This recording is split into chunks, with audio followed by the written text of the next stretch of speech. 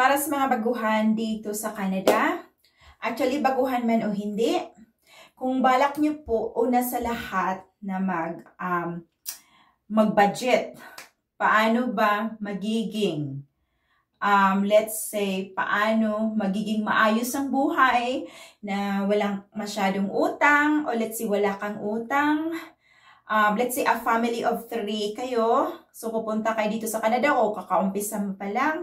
Like, meron na kayong husband, wife, and kid.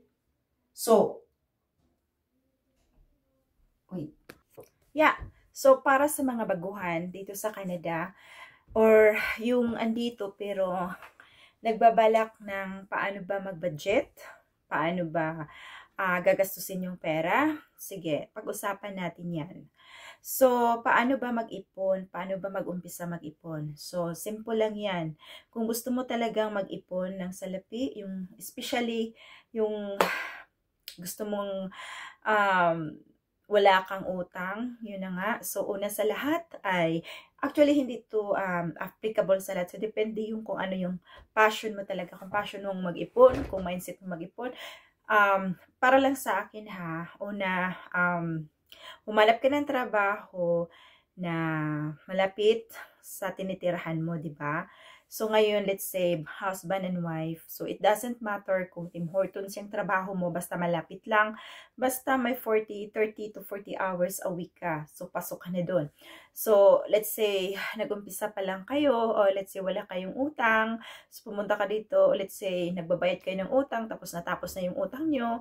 So yung ano talaga, yung practical way is, as I said, hindi to applicable sa lahat, pero yung practical way, paano mag-ipon, una sa lahat, yun na nga, kailangang nasa malapit kayo, yung bahay nyo o yung tinitirahan mo malapit sa trabaho mo, para hindi na kayo mangmasahe pa, hindi na kayo magkuha ng car, kasi yung una talaga lahat sa problema is yung car, kaya mabaon kayo sa utang. So ngayon, kahit sa Tim Hortons ka or sa McDonald's ka o sa let's say a minimum wage kayong mag-asawa, let's say, so combine yan, wala kayong bisyo at hindi kayo hindi kayo mahilig sa mga luho masyado, so makakaipon kayo. So yun lang.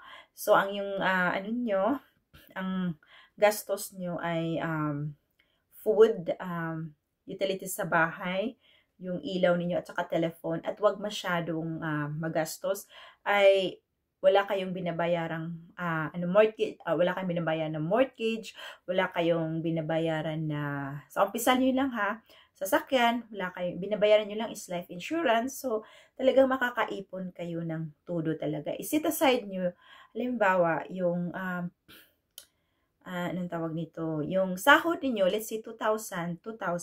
So, kasi minimum wage kayo, 2,000 si husband, 2,000 si wife, ganun. So, equivalent to 4,000. So, meron kayong anak, so meron naman kayo, meron naman kayong, may government pa rin kayo, wala kayong utang na malaki, ganun lang, grocery lang. So, ayun. I-set aside mo yung 2,000. Tapos yung 2,000 gagastusin mo yun para sa mga, sa pagkain nyo, sa mga, syempre, libang-libangan. Or let's say, sobrang na ata yung 2,000, meron kayong binabayarang, let's say sa upa, how much yung upa, let's say 1,000. So 1,000 yan, yung upa nyo, 1,000, let's say 1,200.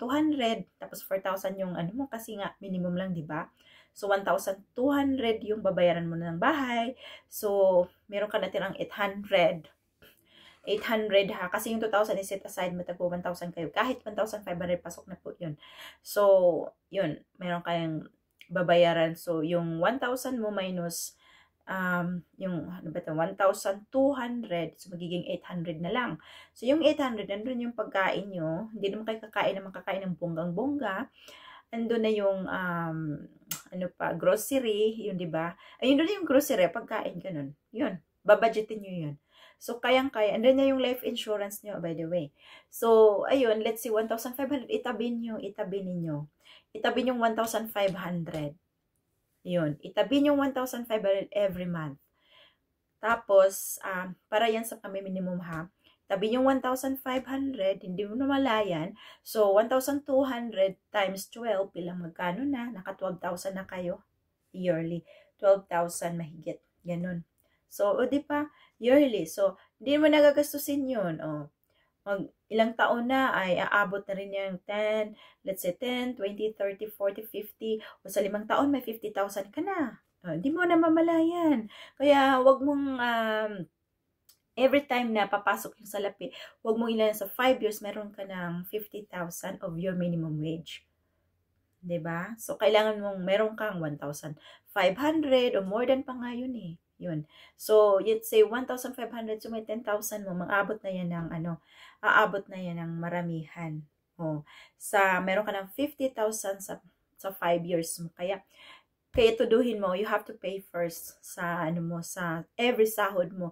Yung mga maliit na bagay, wag mo talaga yung i-look down talaga. Wag mo i-underestimate yun dahil yan ay nagpapalaki talaga sa pera mo.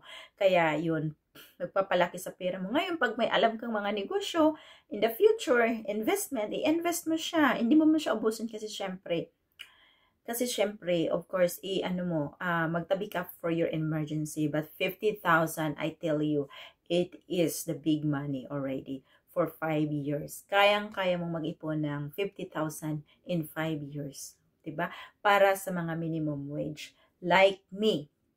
Ako, sa akin, in our 7 years being a minimum wage, I tell you, nakapag-ipon kami ng